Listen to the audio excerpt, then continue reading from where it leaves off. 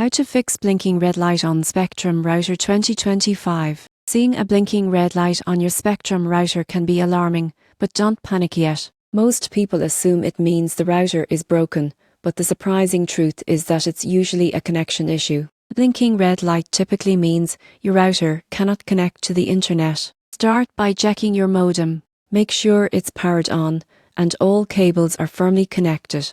Unplug the modem for 60 seconds, then plug it back in and wait until it fully reconnects. Next, unplug your Spectrum router. Wait another 60 seconds before plugging it back in. This power cycle fixes the issue more often than you'd expect. If the red light continues blinking, check the coax cable going into the modem. A loose or damaged cable can cause connection failures. Tighten it gently or replace it if necessary. Now open the My Spectrum app on your phone. Use the app to check for outages in your area. You won't believe how many red light issues are caused by temporary service outages. If there is no outage, use the app to restart your equipment remotely. This sometimes works better than manual resets. Still not fixed?